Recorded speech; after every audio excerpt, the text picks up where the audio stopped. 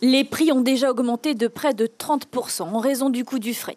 Illustration avec ce paquet de champignons déshydratés. Il coûtait 900 francs, le voilà déjà à 1200. À cela s'ajoutera bientôt la contribution pour la solidarité, 1% au lieu de 1,5. Ce sera toujours un peu moins que ce que les gens devraient payer. Donc c'est naturellement mieux qu'un 5. Maintenant, c'est un achat de raison. Et c'est vrai que si c'est un peu plus cher, les gens ils vont peut-être réfléchir à 2 fois.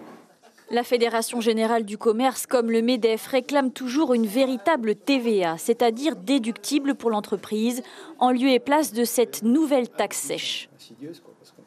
C'est une véritable taxe sur le chiffre d'affaires qui est insidieuse parce qu'à chaque étape de vente d'intermédiaire s'ajoute cette taxe sur une assiette qui grossit et qui provoque une inflation que l'on estime au minimum entre 5 à 6%.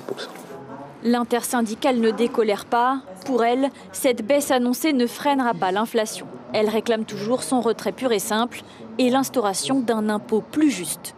Le lundi 21, l'intersyndicale a eu à un moment donné l'espoir d'être entendu par le président, puisqu'il nous a proposé donc de surseoir, de proposer à son conseil des ministres de surseoir à cette loi, de la reporter. Il nous a même dit jusqu'à juillet 2022. On y a cru, mais visiblement, nous nous sentons trahis et trompés. Si on a 4 intermédiaires à 1%, ça fera 4% d'augmentation des prix. 1,5, ça faisait 6. Donc on va limiter l'effet. Il ne faut pas dire non, hein. On va limiter l'effet. Mais l'inflation importée, on va continuer à la subir. Les discussions entre l'intersyndicale et le gouvernement se poursuivent mardi prochain. Pour l'heure, la contribution pour la solidarité doit entrer en vigueur le 1er avril. L'information en continu sur Polynésie la première, Internet et réseaux sociaux.